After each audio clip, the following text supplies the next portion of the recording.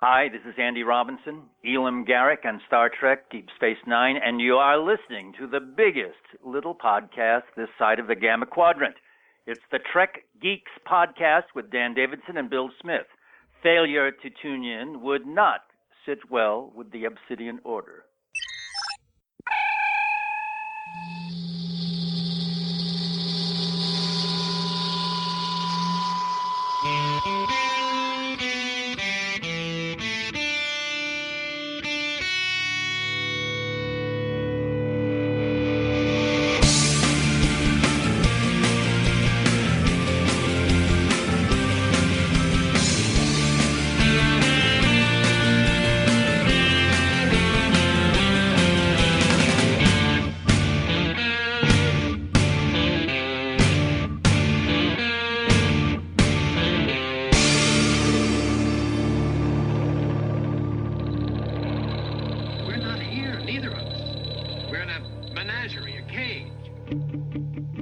The biggest little show this side of the Alpha Quadrant, your independent Star Trek podcast. Welcome, everyone, to Trek Geeks. I'm your co-host, Bill Smith.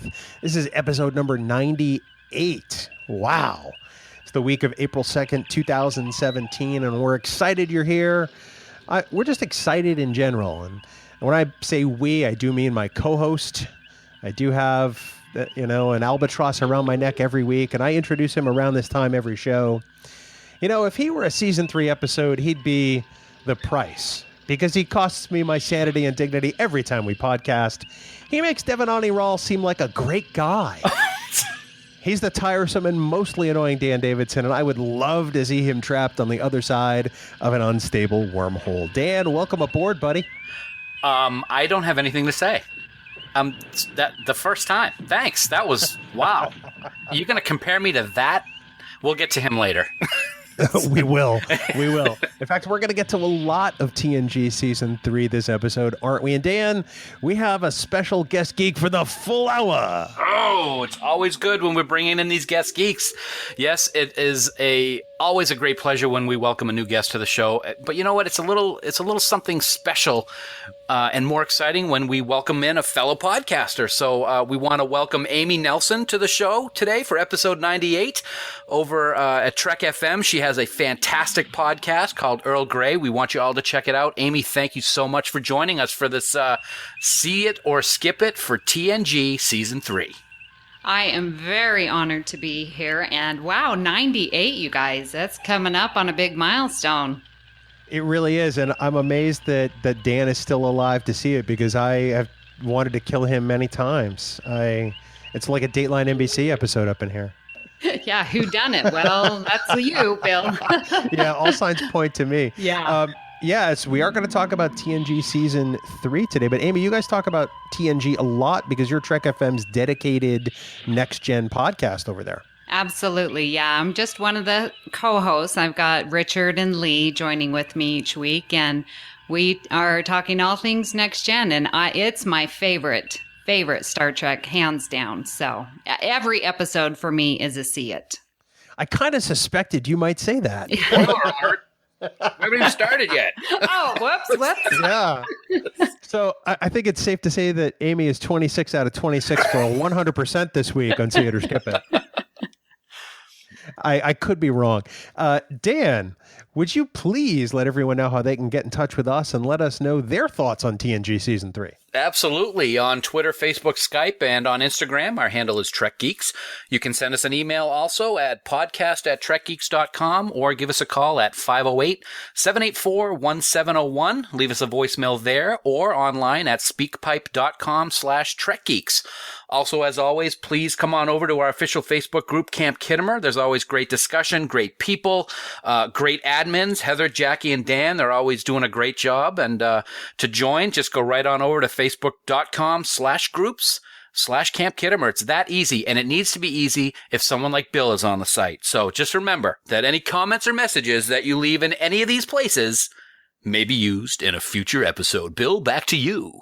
Wow, that was very moving. Announcer like Dad, great job, buddy. Thank you. You know, I do have to say that in Camp Kittimer recently, our third best admin in Camp Kittimer, Dan Garcia, recently had a birthday. He doesn't look a day over 75. Dan, we love you, buddy. Happy birthday. He looks great, doesn't he? He does. 75? I was going to say 76, but I can go with 75.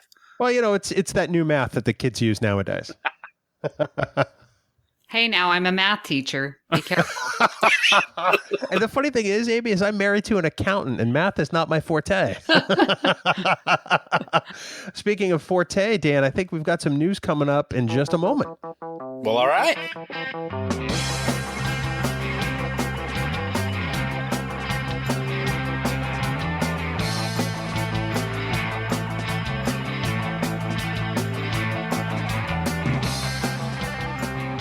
Dan, it's time for the news from TrekNews.net.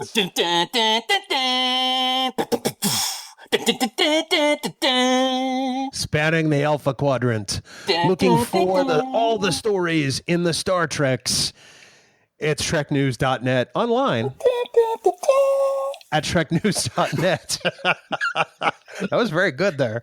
Dan, up first, it looks like we have some Star Trek Discovery news, and there is a really, really interesting casting announcement. Yeah, did this not come out of left field the first week of baseball season this week? I was certainly not expecting this one.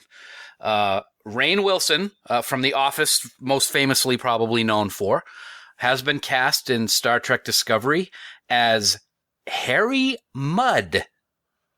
Huh? Well, one, I think it's great casting. Oh, very good casting.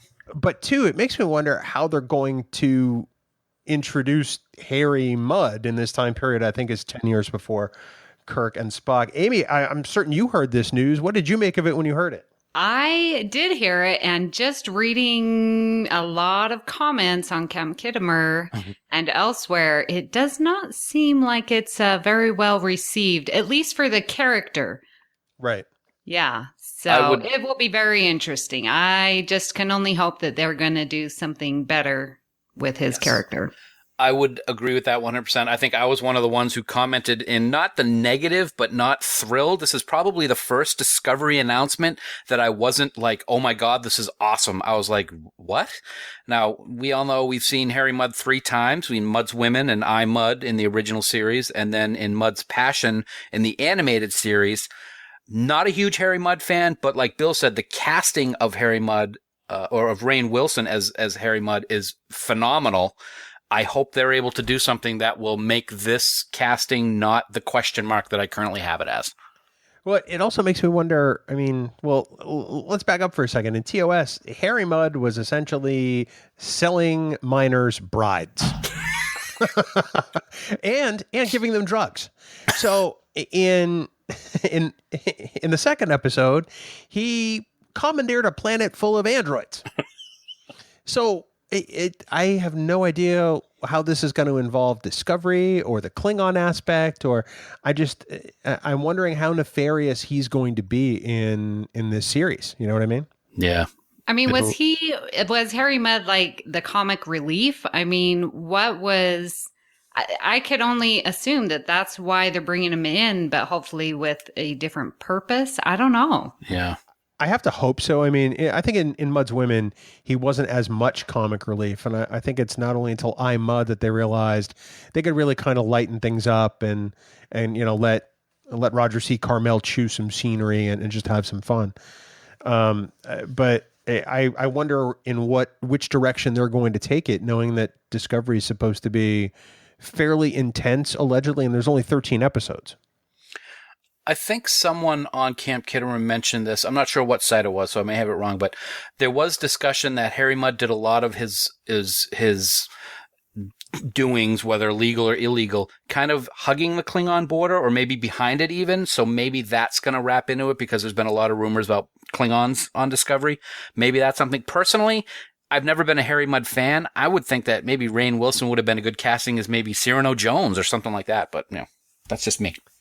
Yeah, actually, I think that probably would have been better casting, but we'll have to see what happens when Discovery premieres later this year. Of course, we all know the date. No, we don't know the date, do we? That's okay.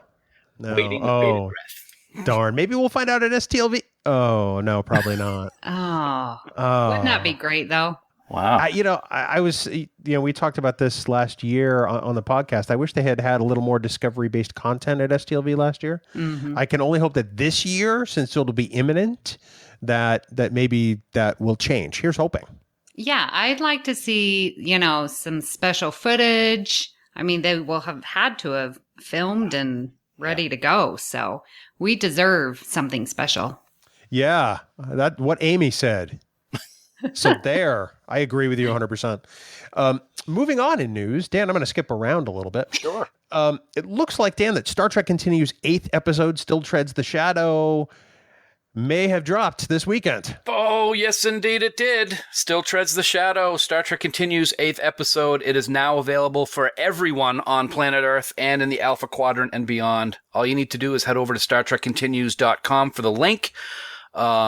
I have a feeling, Bill, that we might be discussing this episode in greater detail soon, possibly maybe with a certain captain of the Enterprise, allegedly. Allegedly, yes. We can confirm that we have seen the episode. We saw it last weekend. And we have chatted with the captain himself, Vic Mignogna. He will be gracing this podcast, I think, a week after next. Is that, or something like that, Dan? That is correct. I can confirm that. And we're going to have a great discussion about episode 8, Still Treads the Shadow. Amy, have you seen have you seen the new Star Trek Continues episode? I should start with. And what did you think if you did? No, I haven't. And so I will definitely give it a watch before your podcast drops for sure. I've heard only wonderful, wonderful things about Star Trek Continues. It's pretty special. I mean, it's the topic of our 100th episode, as well, as people will find out eventually. We visited Star Trek Continues, and it was just, we've made some amazing friendships that will probably last us our lifetime as a result. And everything they've done has been incredibly special, and I'm very excited. This episode, I think people are really going to enjoy. They have asked for a moratorium on spoilers for at least a 1-week time frame, and man, it's really hard to not talk about spoilers. Oh, it is. I mean, we've seen it several times in the last week or so, and it's just fantastic. And the comments on Star Trek Continues Facebook page have been extremely positive since it dropped earlier today. Yeah, go check it out, folks. We're going to be talking about it a lot, and I'm sure you're not going to be disappointed. No, definitely not. And Dan, we were speaking about STLV just a few moments ago. It looks like actually more guests have been added to the biggest Star Trek convention on the calendar. Yeah, as always, they want to get over 100 guests for STLV. Of course, it'll be August 2nd through August 6th of this year. We will be there enjoying all of the guests, and this week they've announced several, including Robert Beltran, of course, Chakotay from Star Trek Voyager, Richard Hurd, who played Admiral Paris on Star Trek Voyager, as well as some folks like Bobby Clark, who played the Gorn in TOS, as well as Daniel Stewart, who was young Bataille and also Patrick Stewart's real-life son, as well as a bunch of other people's. Camille Saviola, who played Kaiopaka, has also been announced this week. So lots of cool announcements. Doug Drexler was another announcement, as well as TNG composer Ron Jones this week. So they added a lot this week. I think they're in the 70s at this point, a number of guests that they've signed already, and we're still 4 months away from the convention. 4 long months. Amy, this is TNG's 30th anniversary, so you have to be especially excited for all of the TNG content as a TNG podcaster. Absolutely. I love Star Trek Las Vegas. I live in Las Vegas, so I've been, this will be my 3rd convention going. So I saw the Voyager 20, and then the 50th, and now the TNG 30th. So very, very excited to see what they do this year. You're getting like all the milestone conventions. That's pretty cool, actually. Yeah, it's a good time to be here in Vegas. And now, we have something in common too, Amy, because this will be my 3rd, and I've been to the aforementioned ones that you just talked about. So kudos to you, not to Bill. Wow. Yeah. God, it's going to be like that. Yeah. So, Amy, you mentioned that TNG is your Star Trek. It's how you came into the franchise. How long have you been a Star Trek fan? Well, I first, caught it while I was in high school. And, but then when the DVDs dropped in 2004, that was when I just took in everything. And I was reading books and watching episodes every 2 and 3 a night. And so ever since then, I've just loved Next Gen. It's easy to love, and I think we're going to talk a little bit about that next as we start to break down See It or Skip It for TNG Season 3.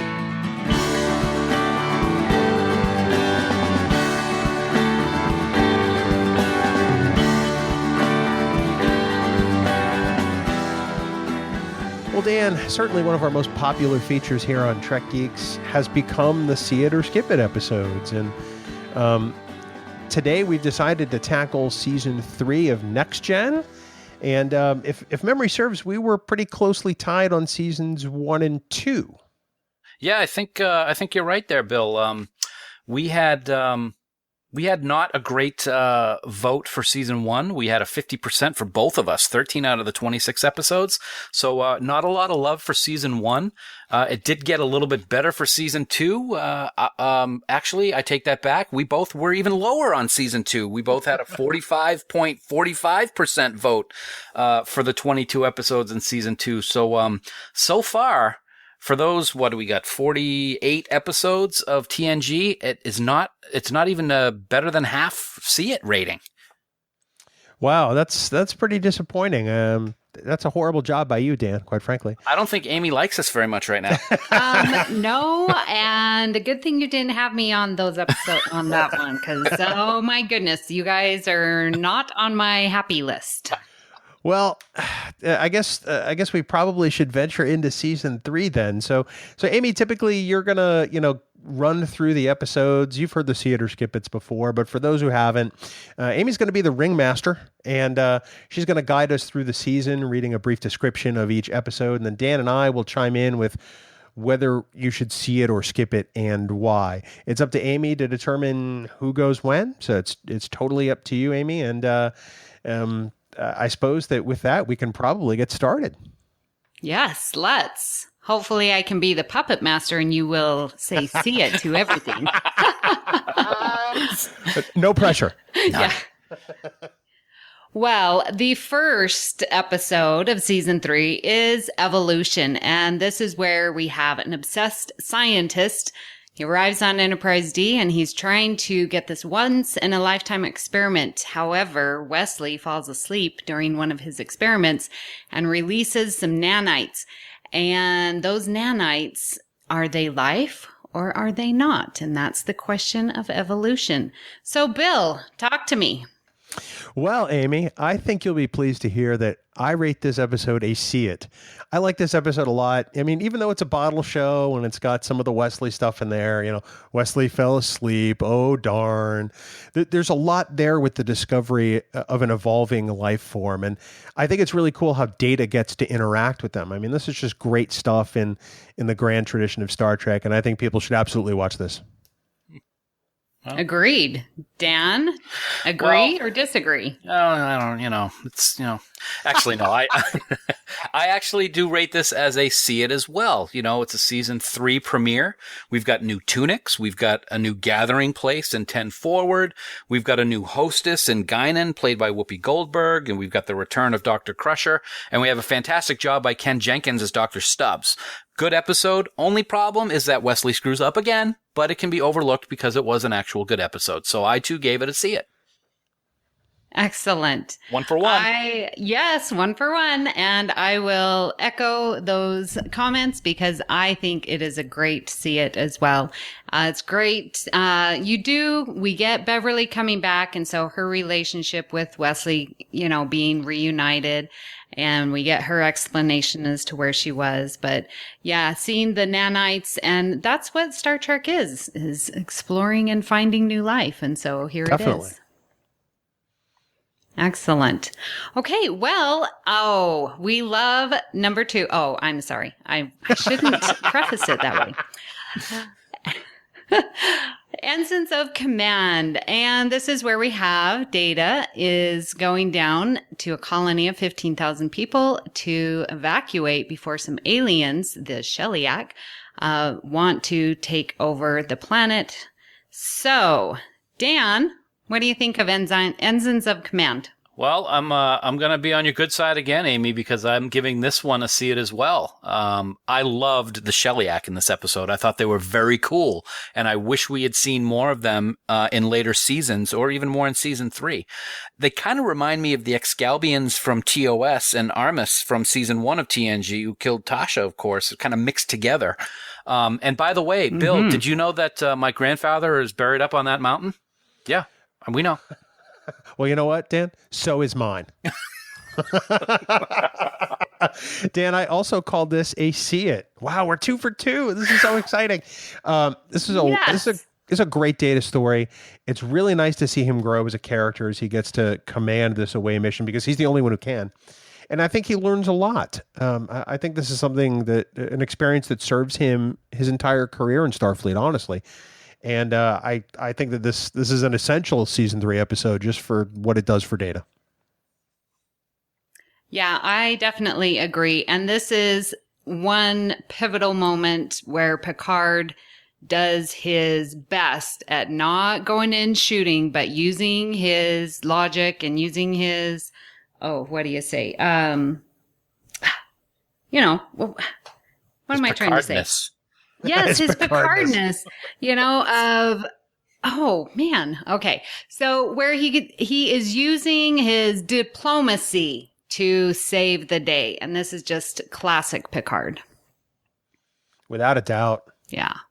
Excellent. Okay. So episode 3 of season 3 is The Survivors. And I usually remember this of the little patch of grass amongst an entire planet of nothingness.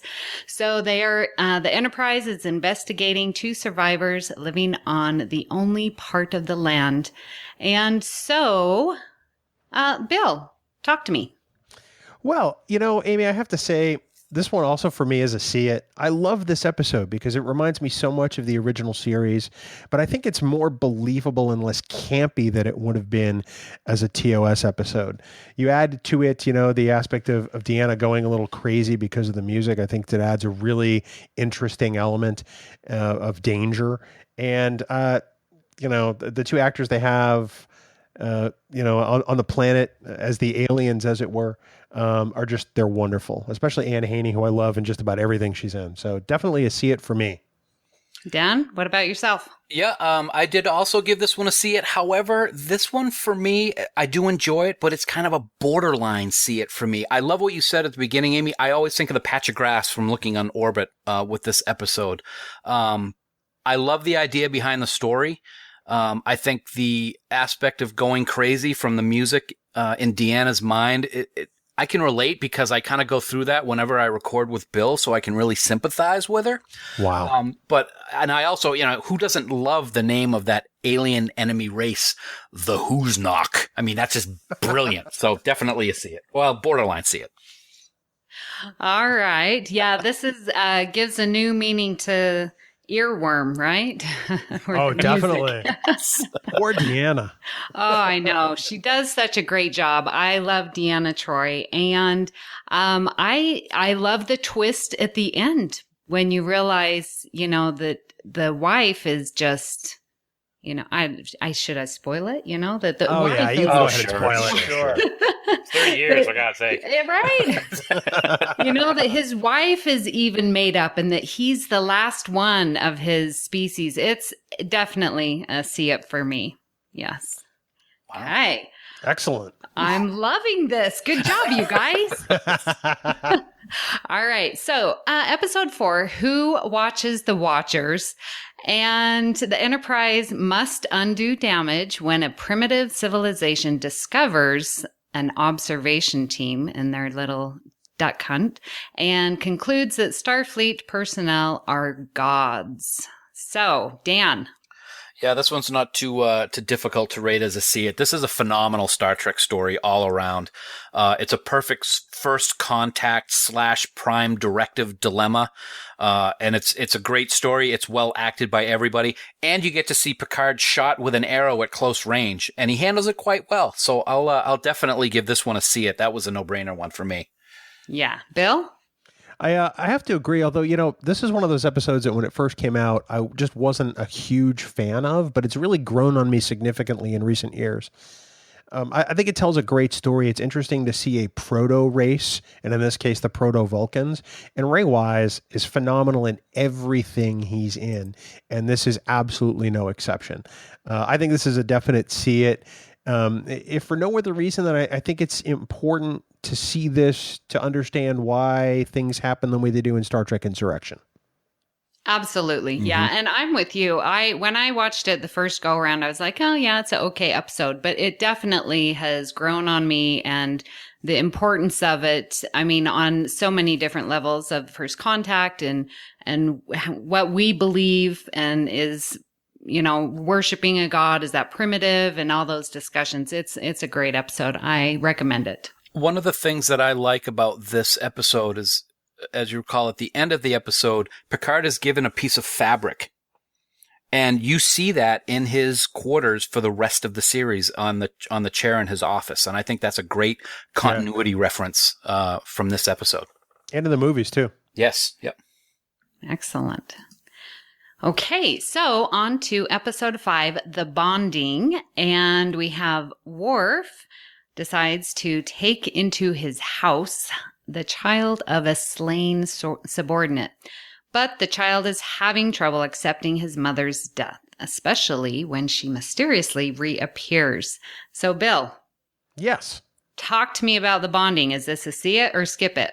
Well, I have to say up front that I'm not necessarily a huge fan of this episode, but I do think you should see it because I think it's really important in the development for Worf.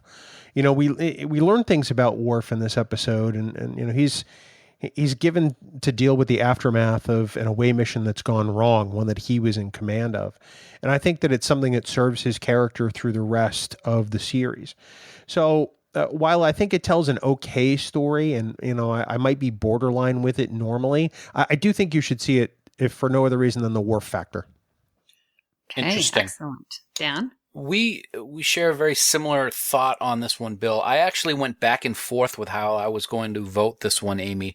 I ultimately also am giving it a see it because it is a great Worf story. You see a side of him that we don't often see, even when he's dealing with his own son, Alexander, in later seasons of TNG and in other series like Deep Space Nine when Alexander visits. It's a very different relationship that he seems to have with his own son versus the child in The Bonding. So I am giving it a see it as well.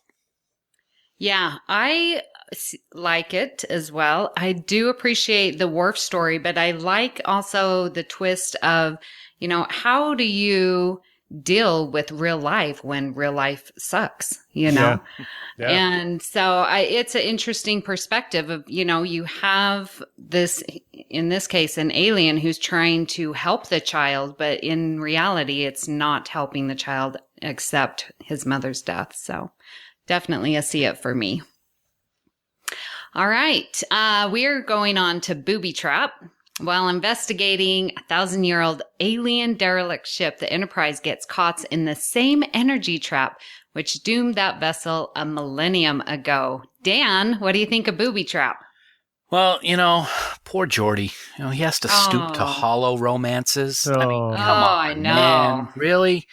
I do like the Leah Brahms aspect of this, and it's kind of a neat twist that he uses the holodeck to pretty much figure out what needs to be done along with this holodeck representation of Leah to free the Enterprise.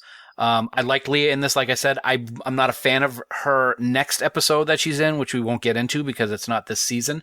But I did actually give this one a see it. So yes. So we are 1, 2, 3, 4, 5, 6 for 6 so far. Yeah. Yeah.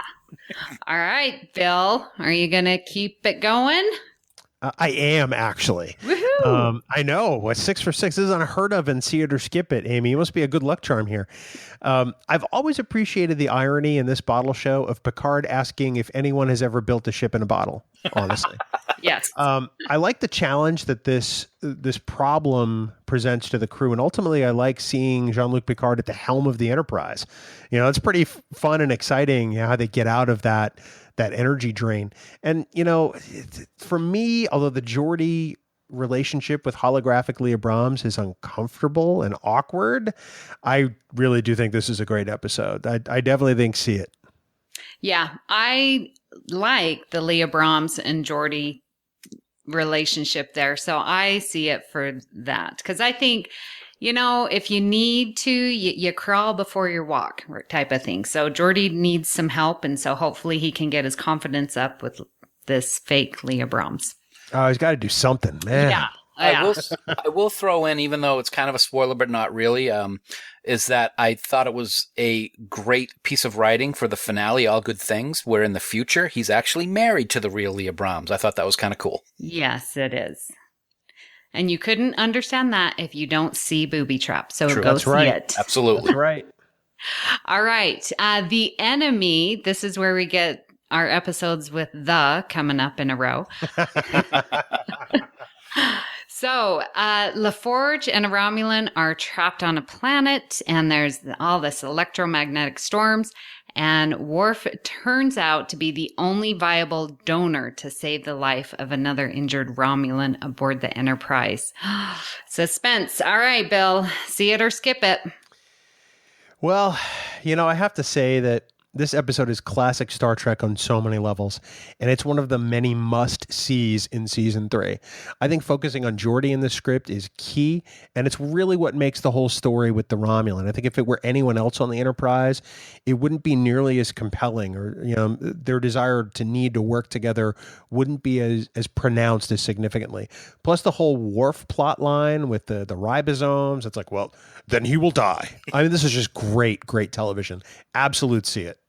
Absolutely. Dan. I was going to do that same impersonation, but I can't top Bill.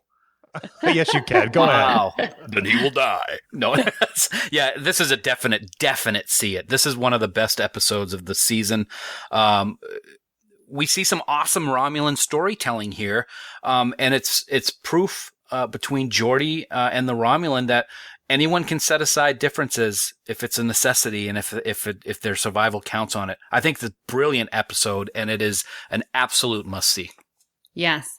And I think, I recently did a podcast on the Nemesis, or not on Nemesis, the movie, and I love it. And it just adds so much more when in that movie, Worf says that the Romulans fought with honor, because you look at his past here, specifically this episode where he refuses, to save the life. So Yeah, definitely. That's a great point.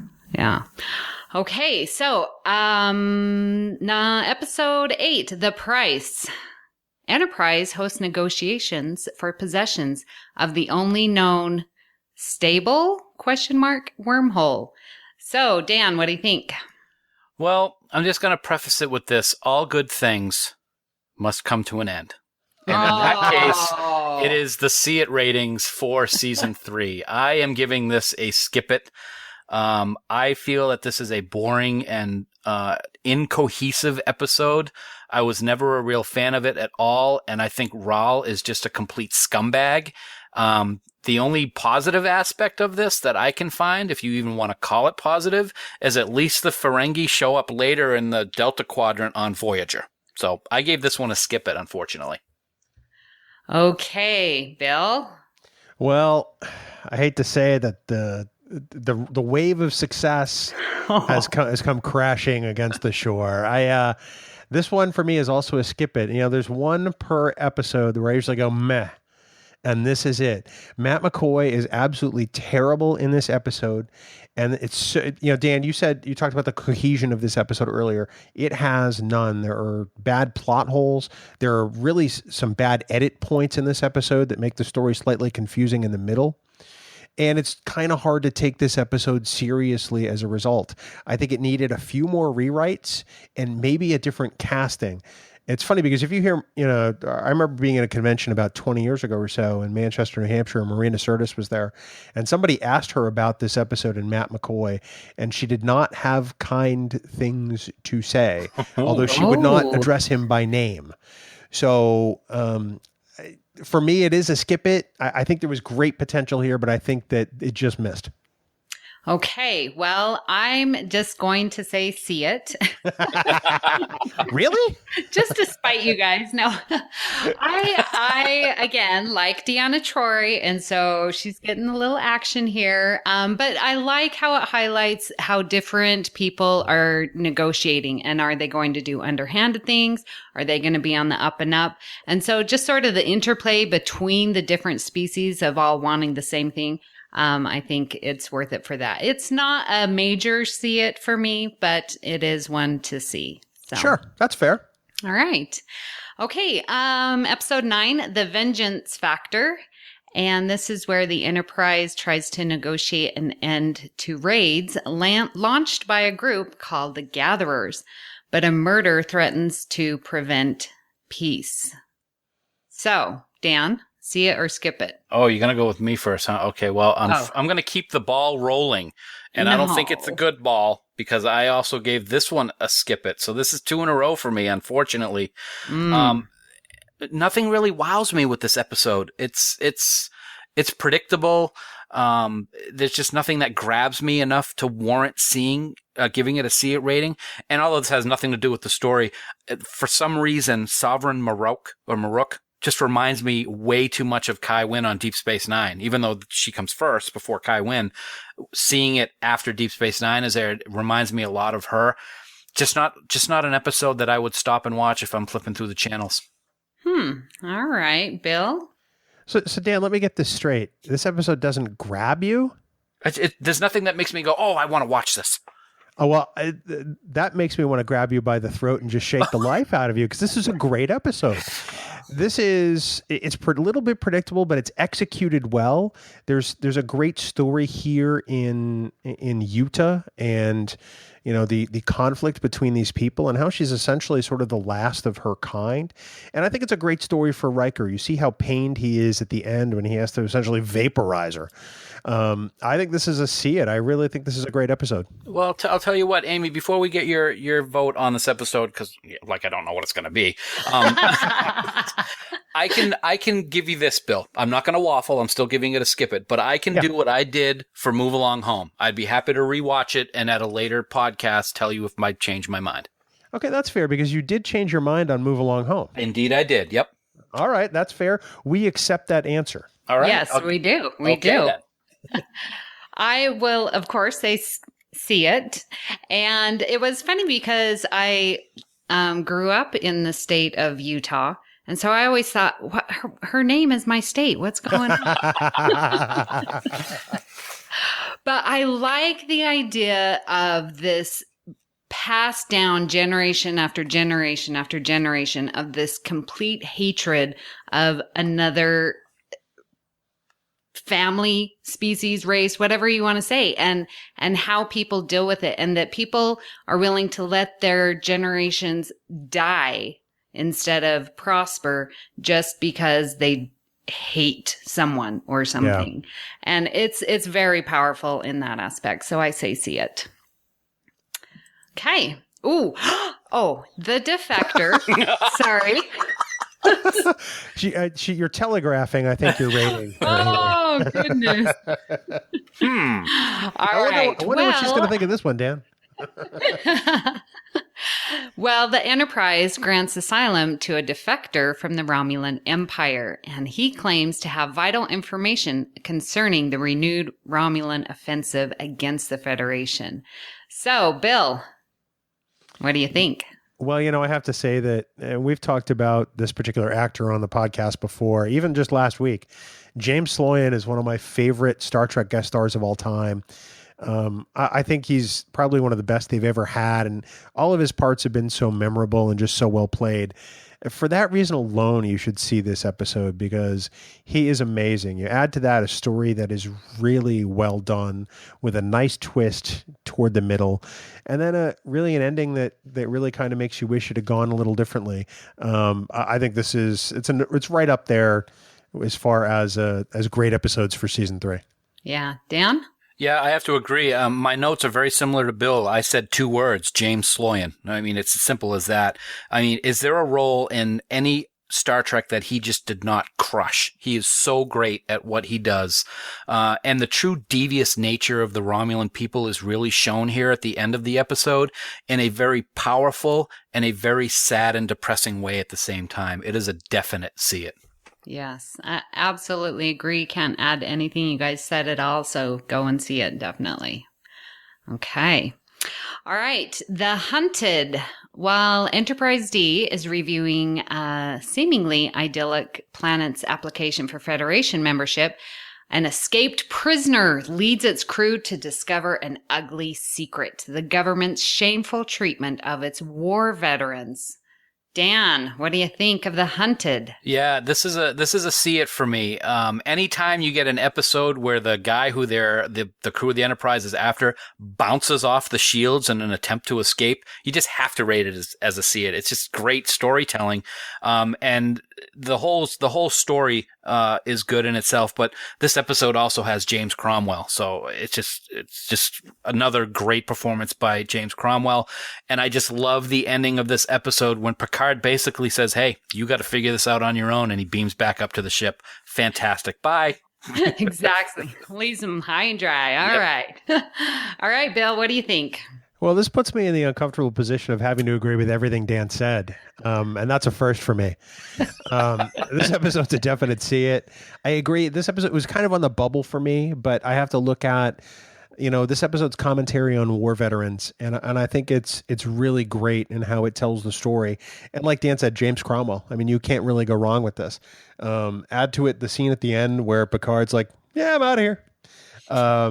It's a great Star Trek episode. It's great science fiction, so I think you should definitely see it. Yep, agreed. Absolutely.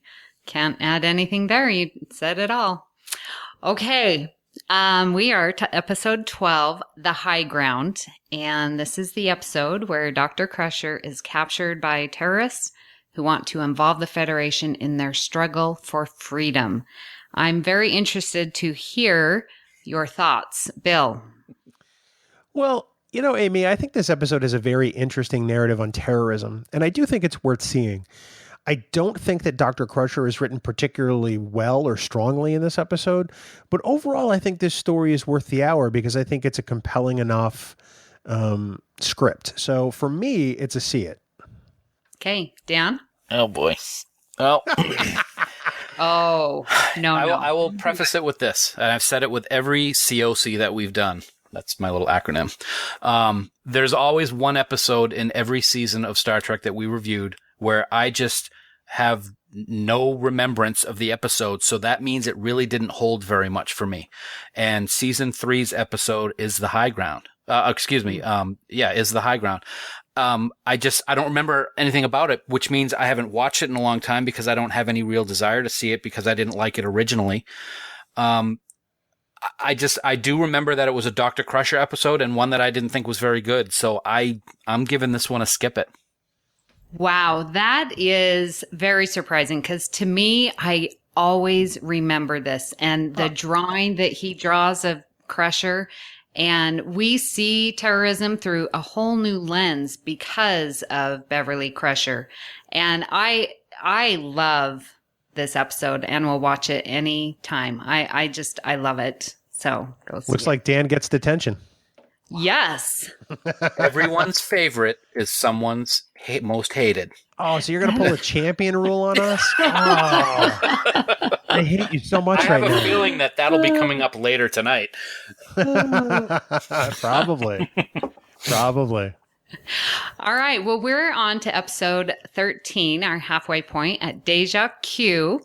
And Q, we love him, is seeking asylum on the Enterprise because he's been thrown out of the Continuum and stripped of his powers. Can you believe it, Dan?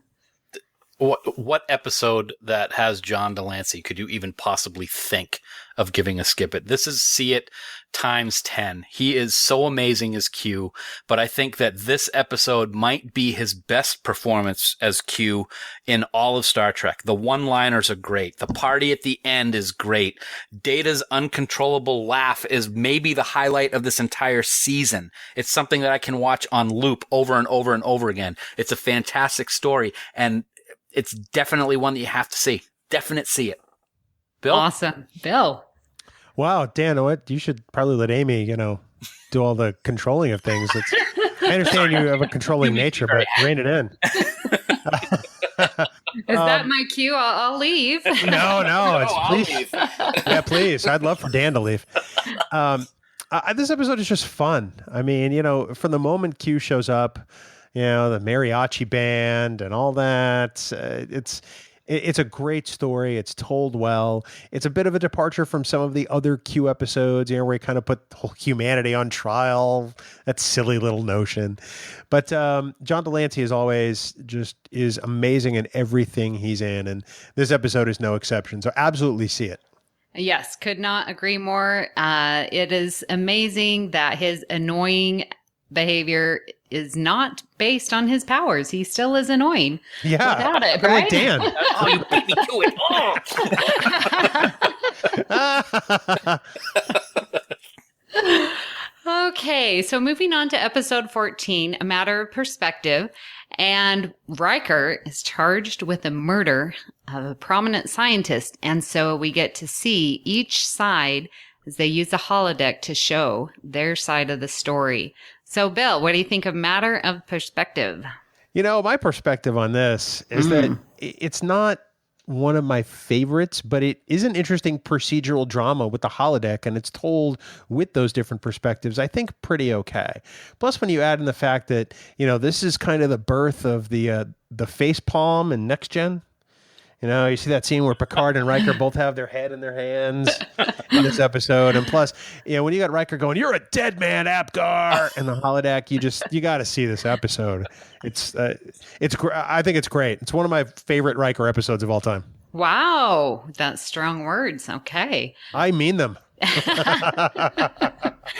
Dan, would you like to take a different perspective? Nope. It's kind of funny that you say it that way based on the perspective of the holodecks and everybody's thinking what they saw as what happened. This is one of my favorite episodes of the season. I love A Matter of Perspective. It is a brilliant way of showing how the same thing is often looked at very differently from different individuals. And on top of that, it was great to see Hector from Breaking Bad before he had his stroke. So it's a definite see it for me. Oh my gosh. All I can think of is ding, ding, ding, ding, ding, ding, ding. Yep. Oh, I did not. Okay. Well, now for sure it's a see it. Yeah. Okay. So moving on to yesterday's Enterprise. Does it need an opening? Well, we have a temporal rift opens and the USS Enterprise C emerges, changing the timeline into a reality where the Federation is in a bitter war with the Klingon Empire. The only person on the Enterprise D who realizes that something is not right is Guinan. She must help return the displaced starship to its proper time in order for the Enterprise D crew to save themselves. Dan, oh, thank see you it for or choosing skip me. it? Thank you for choosing me first. Thank you so much. This is a see it for me without any hesitation. And I'm not giving away any spoilers to anybody who listens to the podcast, but contrary to what my esteemed partner in the podcast is going to say, I've always loved this episode. The whole time change, the Enterprise C, I think it's great science fiction. I love the story. I love the whole idea of it. Bill and I could probably argue the points of this episode for multiple podcasts. It's just it's a great discussion episode, and it is one that in order to appreciate the next generation, I think it's one you have to see. Okay, Bill. I want to go on the record as saying I hate this episode with a bloody passion. I really do. No, you do not. You're kidding. No, I'm not. I'll tell you why. It's a poor time travel / dimensional shift episode that's acted well, but the story is terrible and it's riddled with flaws and plot holes. Now, I know I'm in the minority on this, and that said, it's considered essential viewing among fandom, and since it's so entrenched with fans and people who love to discuss it, I only say see it so that you know what's going on when you talk to other Star Trek fans. I say this begrudgingly because I won't be watching it, but I definitely think you should. So it is a see it, although I do hate this episode. Now, who do you like better, Amy? Wow. Dan has rocketed to the top. Hey, I was honest, but I did rate it as a see it. Bill, to be honest, I have not come across anyone who doesn't like yesterday's Enterprise. So this is a rare treat for me. I appreciate the question in your tone that with which you make that declaration. It throws most people off. I think the fundamental flaw of this episode is because it doesn't know or decide whether it wants to be a time travel story or a dimensional shift episode, and I think it fails as a result because it's never clear about which one it is. I've always maintained you can't have Tasha Yar existing in the same timeline at two different points. Yeah, I can see this that. episode, for me, that's this episode's fatal flaw. Okay. All right. So that flaw just destroys the whole thing. All right. Moving on. I think you just got slammed, man. I did, and I know that everybody else on the planet will say this is a see it, and I respect that. For all the discussions that yesterday's Enterprise elicits, I do think people should see it. It's just I've seen it so many times now to try to will myself into liking it. I can't do it. Amy, before you go on to the next episode, I want to say one thing. This is what I love about Star Trek so much, and I'm being very serious when I say this. I'm not just being funny to Bill. This is what's great. We have an episode that is extremely important to the existence of Star Trek and the series and what happens in the future, and to have the difference of opinions and the different perspectives and to be able to discuss them is what makes Star Trek and podcasting about Star Trek so much fun, because you get to see different aspects and angles of the story that you may never have thought of before because someone has a different opinion. So I'll give you a very big thumbs up to that, Bill. Thanks, man. Agreed. Yeah, something for me to think about. That's amazing. Good. Okay, so on to our next episode, number 16. That is The Offspring. And Data successfully creates a new android, which he views as his child. However, the magnitude of his accomplishment quickly attracts the scrutiny of Starfleet, who wants to separate the child from Data and the Enterprise for study. So matters are complicated further when the child begins to develop beyond Data's abilities. So, Bill, what do you think of this one? This episode for me, everybody knows what, pretty much the world thinks is the best episode of season 3. For me, this one is right behind it at number 2. This is a beautiful episode. Jonathan Frakes did an amazing job directing this, and his directorial debut is the first thing he ever directed. It's filled with humor and sadness and great storytelling. And you do yourself a disservice if you don't watch this episode. The first time I saw it, I wept. It is a wonderful story and an absolute see it. Agreed. Dan? Yes, I can't say much more. It's a definite see it. It's a brilliant episode. It's a beautiful episode. Lal is just amazing. The guest appearance of Nicholas Coster as Admiral Haftel is awesome. He does a phenomenal job. And it's quite the dilemma for Picard to not follow orders or to do what he's told by a higher up in the chain. And also got to give huge thumbs up to Brent, to have Data show no emotion, but yet show so much emotion at the same time. It is beautiful.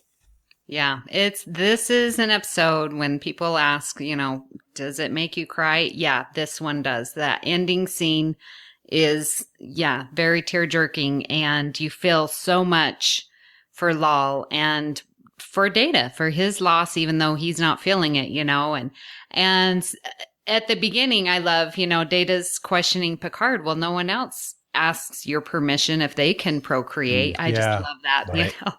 It puts Picard in an interesting position to have to change his mind, after he was pretty steadfast in it. I think it shows great growth for several characters, not the least of which is Data. Yeah. Yep. We see his humanity there. All right. So, Sins of the Father is next, and Worf is plunged headfirst into the politics of the Klingon Empire, where his deceased father is accused of treason. Dan, what do you think? This is definite see it for me. This is an episode that sets the groundwork for a lot of stories going forward, and it lasts all the way through Deep Space Nine. It is It is a great story. I'm not a huge fan of Klingon society, and I think that Bill can talk a little bit to that as well, and how we feel about, the darkness and blades and honor and this, that, and the other thing. But it is a pivotal story for Next Generation, and I freaking love Kim Peck. I think he's awesome. So I'm definitely giving this one a see it. Nice. Bill? I have to agree. It's definitely a see it. It's the beginning of the Worf Without Honor storyline, which runs for, it seems like it's forever. Mm-hmm. Yeah, Dan's right. I mean, I've never been a big fan of the way Klingons were depicted in Next Gen in later years. But I think this one tells an intriguing enough story without making the Klingons seem like, stupid people who butt their heads together and just drink blood wine. I think it's great that Picard stands with him. I think there's just so much weight to this episode and so much great storytelling that I definitely think people should see it. Excellent. Yes, I agree. Sins of the Father is great. And we see, and that sort of goes back to Undiscovered Country, right? Isn't that? Well, it kind of starts a thread that weaves throughout actually several different series, Yeah. Whether it's the movies or the series, they do touch on the Klingon society to some extent in the movies, but you figure what this means for Worf just on its own. Yeah. And Dan's right. It does carry all the way through Deep Space Nine with some of these storylines too. So it's the first domino to fall in a lot of Klingon stories. Yes, agreed. So go see it. All right. Allegiance. This one was interesting. Captain Picard and 3 other people are abducted and imprisoned by an unknown force and replaced by duplicates. So Dan, see it or skip it? Yeah, this is another see it. I've had a lot in a row now, so I feel like I'm getting back on track. This is a great story. And it's a great story because it shows how different cultures have to work together to achieve a common goal, especially when their lives depend on it. I love all of the different alien races in this episode. It's brilliantly acted, especially with Patrick Stewart, of course. It is a see it. It's one of the ones that I will definitely stop and watch if I see it's on TV. All right, Bill? I have to agree. This is another one of those TNG stories that remind me a lot of the original series. This is one that very could have easily been adapted for Kirk, for example. But I love it. There's an air of mystery about this. I love the ending too, when they essentially imprison the aliens with the nonverbal communication. I think it demonstrates a really great point. But yeah, definite see it for me. This is just an episode I love to watch. Yeah, and to see how people... it's sort of looking at leadership skills, and you either have it or you don't. Are you going to follow or are you going to be the leader? And so I like that approach that it takes there. Yeah. So definitely see it. Okay. Captain's Holiday. Interested to hear what you guys have to say. When Picard takes a much needed vacation on Risa. Oh, Risa. But unwelcome events keeps interfering with his rest. So, Bill, what do you say? This episode is fun. It's great to see Jean-Luc Picard out of his element and uncomfortable several times. It's about time that Patrick Stewart gets to have some real fun playing Picard. And this episode's just fun to watch, even with Ferengis. So Right. This is a definite see it for me. Okay, Dan? Yeah, I got your Horgon right here, Bill. I'll tell you that. Hey now. Yes. No, this is a definite see it. I love this episode. I wish the Vorgons were seen in later episodes. They were kind of interesting. This episode reminds me a lot of Romancing the Stone meets Raiders of the Lost Ark, kind of. It's Absolutely. one that I've always enjoyed, and I would love seeing Max Gredenchik as the Ferengi. And of course, we later see him as Rom in Deep Space Nine, so it was good to see him in this episode too. Excellent. Yep, I agree. It's a fun episode, and so see it. Yeah, I agree. I have to say that Horgons and Vorgons almost sounds like a Dr. Seuss novel.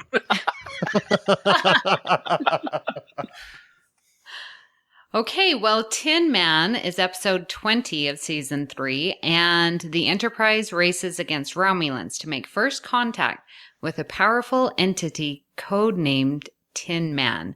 So, Bill, what do you think of Tin Man? I love Tin Man. This episode is conflict. It has the discovery of a new life form. It has redemption for Tam Elbrun. It is Trek encompassed into 1 hour, but it's definitely got a next gen stamp on it. I think this is a great episode, and I think that anyone that doesn't like it needs to have his head examined. So see it. All right, Dan, do you need to have your head examined or? Yep. I certainly do.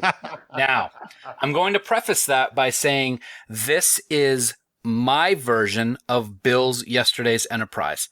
I hate this episode. I hate it. I can't stand it. Wow. I think Tam Elbrun is a complete dink in this episode. I don't like him. I don't like anything. It's a big steaming pile of Gomtu. I don't like it. So I'm going to give it a skip it, I think. Yeah. I just don't like it. Wow. Yeah. I know that a lot of people are going to be upset about that. It's just, no. Let me ask you a question, Dan. If Tam Elbrun had been played by somebody else other than Harry Groner, who I love, as an actor, would you have had a different take on this episode, or may it have resonated with you differently? No, I think it would have resonated the same. I'm not familiar with a lot of his stuff, thinking off the top of my head. So if the character was written to be the same, I would have had the same reaction. I don't like the way that his character is. His I'm better than everybody type of attitude, even if he is. I just don't like it. I don't like the idea of the episode at all. And I do appreciate and recognize what you say about the episode, about it's Trek encompassed in an hour with all the different parts of it. It's just an episode that I cannot stand. Okay, that's fair. Yeah. What about you, Amy? Well, I'm still going back. So when Q has the attitude of being better than everyone, and he is, that doesn't bug you? Or when Data says that he's better, than Encounter at Farpoint, that doesn't bug you, but Tam's does? Yeah, maybe, that's a good point, but maybe because Q is Q, I don't have a problem with it, and I've never really thought of the Data aspect of it, but yeah, I don't know what it is. Maybe it is the actor Bill. I don't know, but I think if you had anybody acting that character, I think I'd feel the same way. Something about this episode just rubs me the wrong way, and it probably can tell right now. The episode irritates me. I think I can appreciate everything you're saying about that. I mean, I think one of the things that I like about it, to take the opposite viewpoint, is that this character is so remarkably flawed, and yet he's the only person who can do this job. Mm-hmm. The crew of the Enterprise can't do it. Let me ask you one thing. I'm sorry to break in. Is this the episode where at the end, when Tin Man starts spinning and it sends out that pulse that the ships almost hit nose to nose, and then they have that really interesting bridge scene where they're kind of like spinning in slow motion as the camera's panning around the bridge? Am I thinking the right episode? That's the only quality I like about this episode, because I think that's hilarious. Oh my. Well, we did on Earl Grey, we did an episode on Tin Man, and I said there, and I'll say it here, I didn't like Tam's, the actor of it. And so when you brought that up, Bill, of asking, it's like, yeah, if it was a different actor, yeah, I think it would be a great episode. I'm one that it's okay, but I would definitely see it because there are points to it that I think need to be recognized, like you said. And I like, again, sort of highlighting Deanna Troi and her interplay with Tam and with Gumtu. So see it. Okay. All right. Oh, coming up, Hollow Pursuits. So Lieutenant Barclay, an introverted diagnostic engineer, is having difficulties dealing with his fantasies. Dan. I'm going to get back on the right track here now that we had that little blow up a minute ago. This is a see it. I think that this episode does a great job of handling addiction in its own Star Trek way, and it works. And over the years, I have really gotten to enjoy Dwight Schultz's appearances as Barclay, so this is a see it for me. I love this episode. Yes. Bill? This episode is one of the most fun of season 3 and almost of TNG overall. It's just so quotable and memorable, and I love Lieutenant Barclay, and honestly, I think the goddess of empathy would want you to see it, so you should definitely see it. Muzzle it. Yes. I always say that I love Deanna Troy, and so everyone's like, well, are you going to dress cosplay as the goddess of empathy? So, oh, goodness, you better see it just for that. Okay, so moving on to episode 22, The Most Toys. And here we have a traitor fakes Data's death and adds him to his collection of rare and unique objects. So, Bill, what do you think? I think that this is an essential Data episode. Saul Rubinek is outstanding, and the dynamic, between him and Brent Spiner and their scenes together is just incredible. This is an interesting story that's written well and told well, and ultimately it leaves an interesting decision for Data toward the end. So I think it's a definite see it.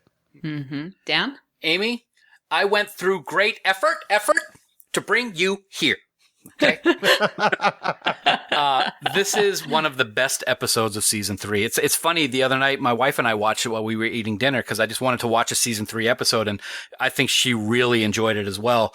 It's an amazing story, and you actually, oh my God, Data pulled the trigger is what you're saying in your mind at the end of the episode. Yeah. It's brilliant, and I got to tell you, if anything, I just want a Varon T disruptor so I can keep Bill in line. It's beautiful. Wow. It will take that, I think, to keep him in line. Whoa. Wow. Remember, I'm controlling the recording here, right? Oops. Yeah, definitely see it. It is, you're right. The interplay between Data and who you said that guy was? Saul, yeah, is fabulous. And, and you see people collect these things. And what are you going to have when you die? I don't know. So it is very interesting. And to see, Data pulling the trigger. Yeah, excellent. Okay, Sarek is next. Violent emotions sweep the Enterprise when Ambassador Sarek comes aboard to finish a long diplomatic mission. So, Bill, what do you think of Sarek? I have to say this episode is worth it for the scenes with Patrick Stewart alone, where he is carrying, Sarek's, illness, for want of a better word. You add in that Mark Leonard is in this episode, and it's one of the best hours of TNG by far. And it's just, I can't say enough good things about this episode. It's great that it brings back an original series character, and certainly not one you'd necessarily expect. So definite see it. Yes. And Dan? No, I'm just kidding. Whatever. I'm putting you down for see it. Yeah, this is Bill said it. This is one of the best hours of TNG, if not Star Trek. It is an amazing performance by Mark Leonard and Patrick Stewart. It's a remarkable episode tying in one of Trek's most beloved characters. It's a very emotional, very strong episode. This is one that you cannot miss. Definite see it. Yeah. And I've heard Patrick Stewart and talk about on the panel at Star Trek Las Vegas of how that shot was done and how they moved around, to get that sweeping view of just the profiles and how it just goes around and it just really encompasses you and brings you into that moment. And you see sort of the mind meld working in a different capacity, which is truly amazing. So definitely see Sarek for sure. All right. So Menage a Troi.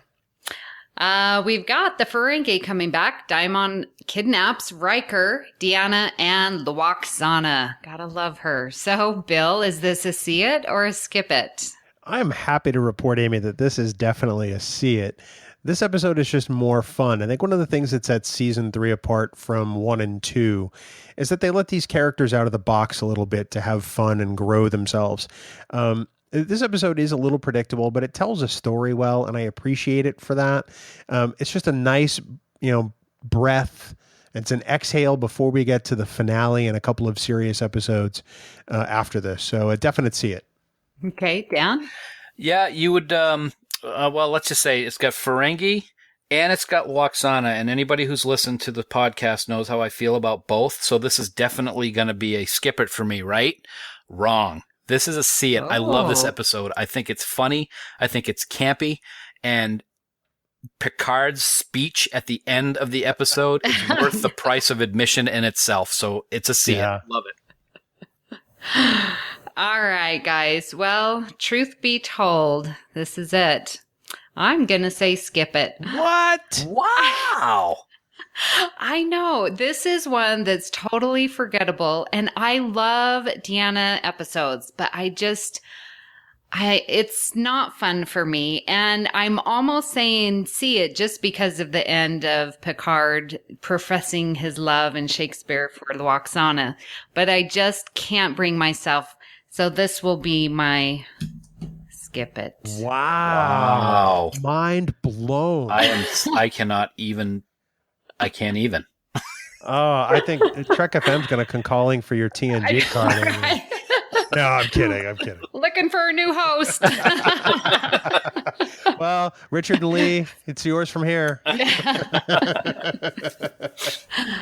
Okay, well, let's move on so we don't talk too much about that.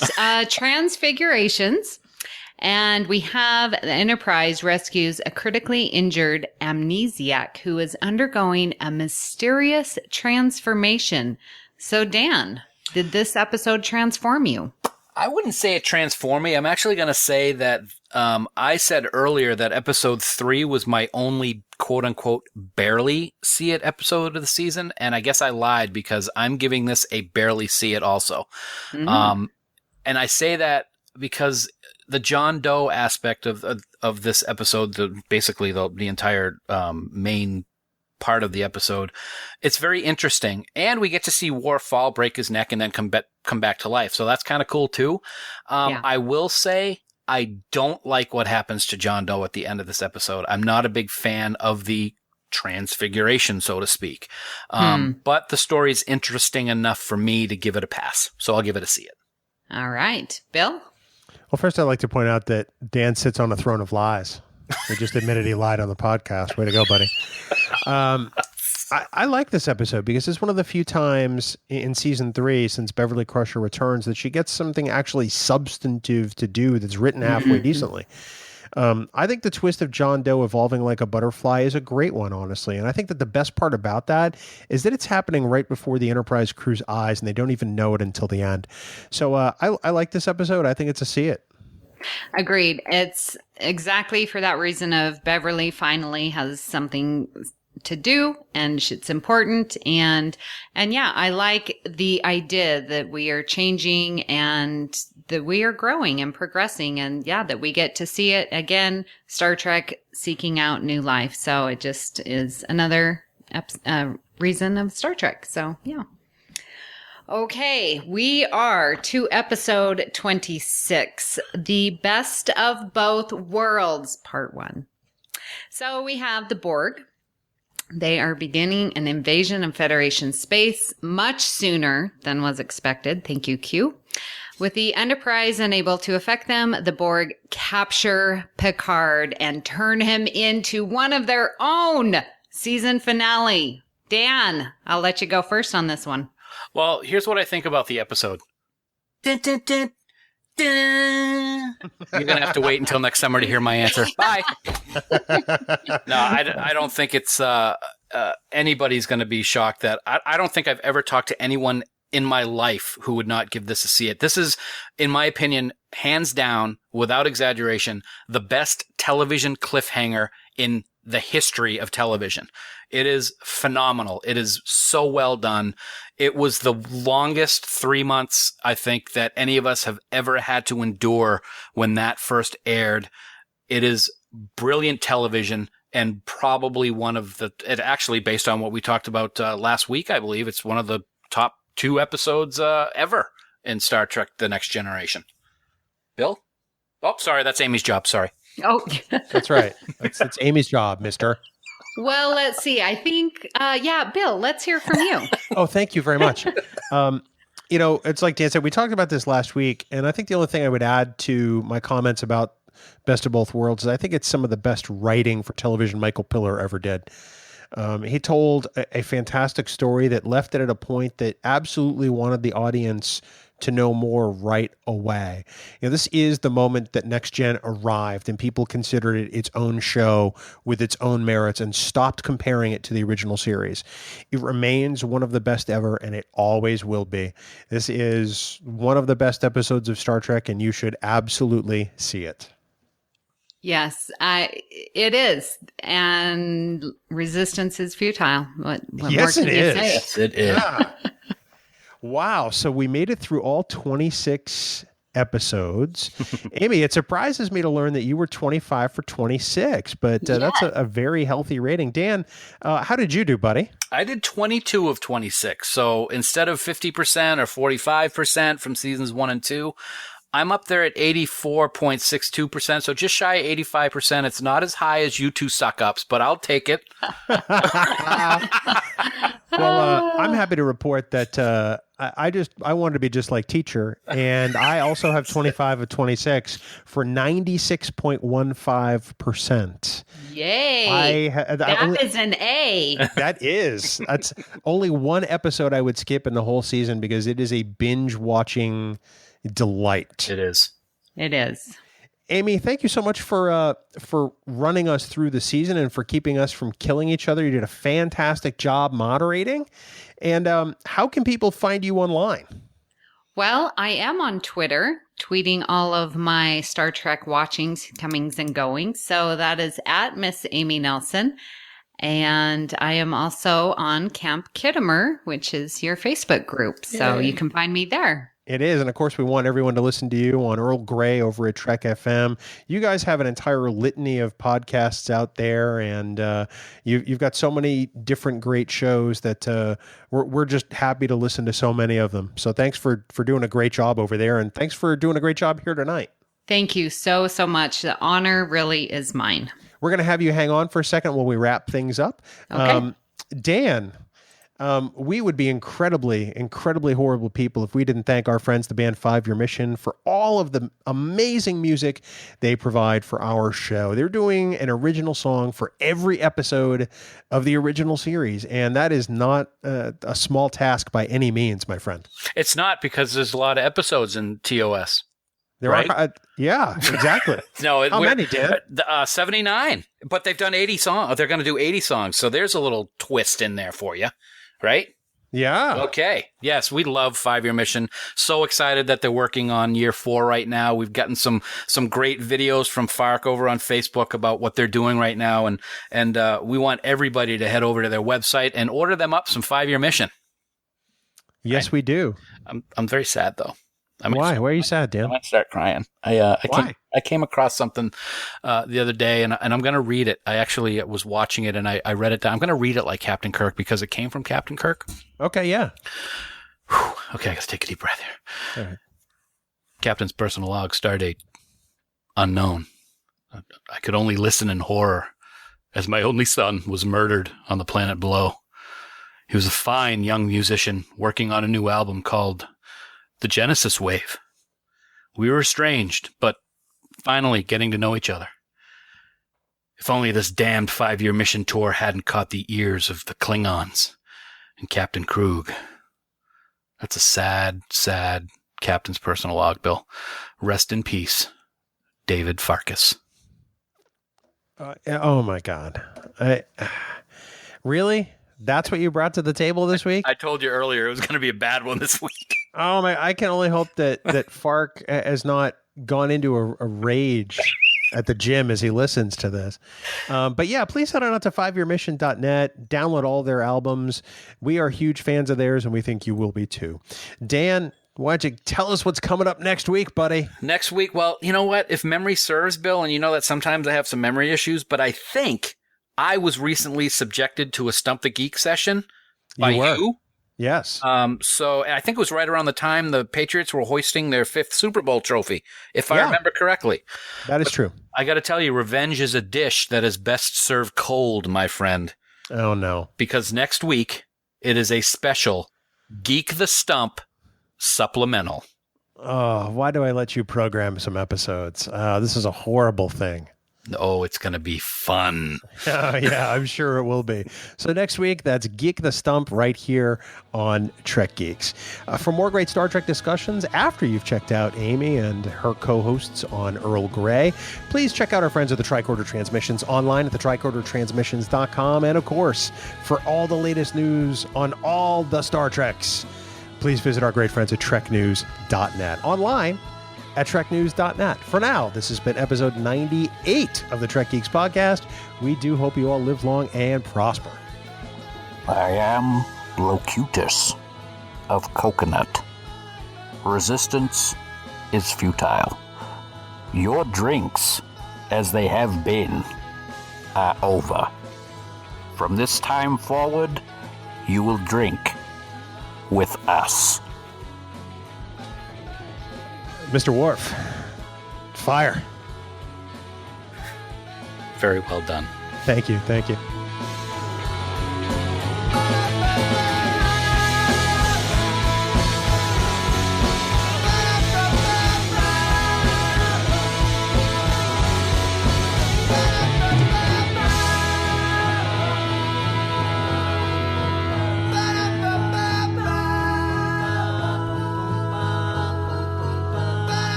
Bing bong. Wow. Can you do that in like an opera style? I don't think I can. All right. Well, hello, governor. Hello, governor. Top of the morning to you. It's not That's morning, not good. but I know. no, it's really not. It really isn't, actually, yeah. No, you're honest. I appreciate that about you. That kind of sucked. All right. Top of the evening to you, governor. No.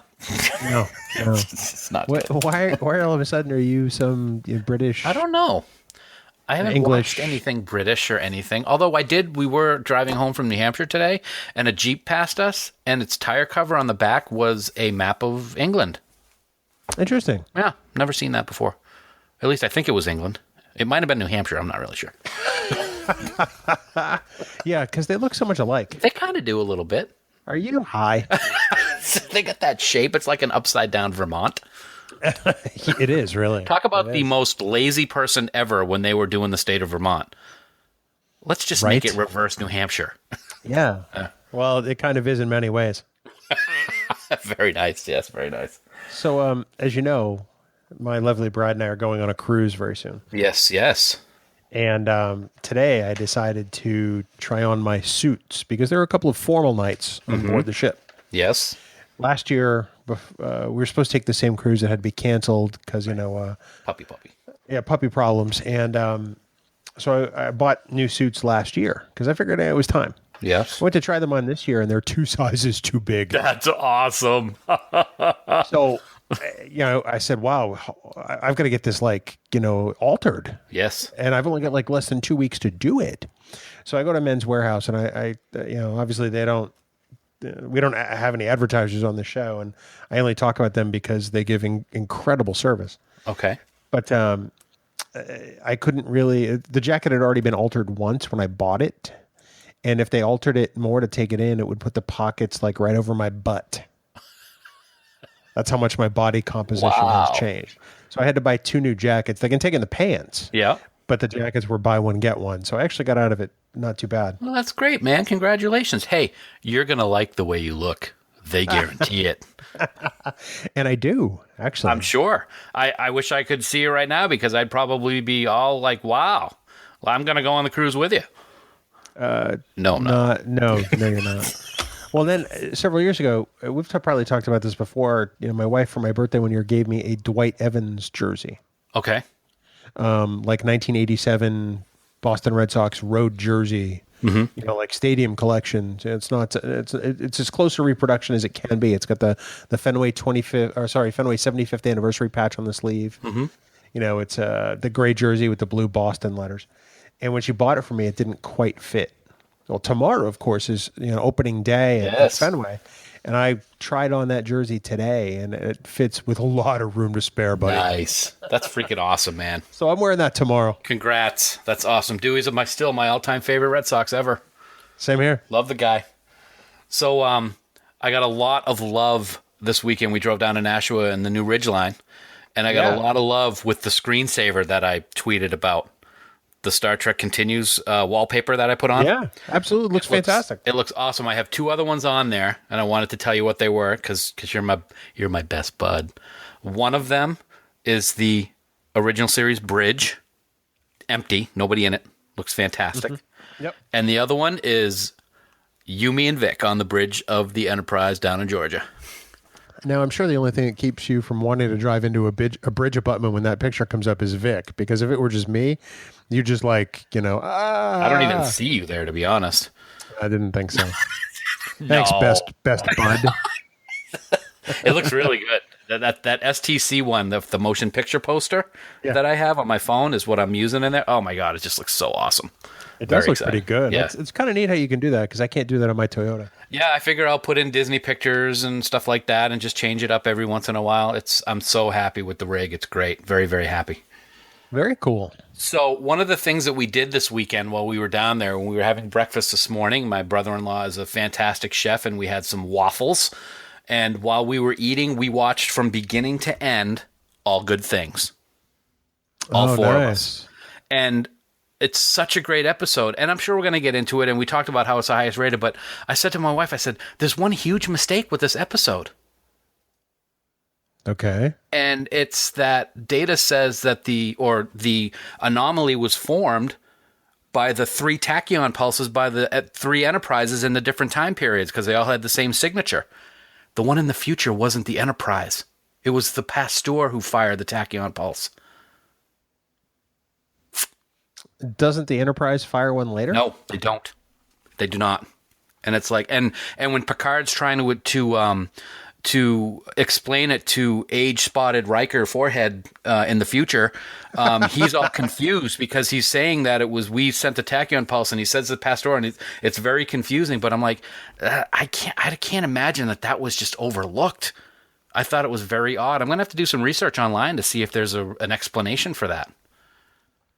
Were you drinking with breakfast? I wasn't. I was not. Some mimosas, maybe? No. Perhaps a screwdriver or 2? No, nothing like that. I can't rule out a couple shots of tequila, but I don't think so. Allegedly. You can't prove it. It's such a great episode. Oh, it's so good. It's fantastic. Yeah, it is. It was good. But yeah, invert tachyon pulse. Tisk tisk. Where's the mistake? It's your face. That's the mistake. And there we go. It starts. Wow, that was a good 6 minutes into the outtake before you threw one of those. Usually you throw it in first. Well, you gave me some good news about your suits and everything. I didn't want to say that, nobody can look at you anyway because of your face, so I decided to just not say anything. Oh, wow. So pick on the fat kid. I see how it is. No, All right. I think it would be the thin kid now. Kid in progress. Nice job, man. You ready to do this? Yes, sir. Let's do it.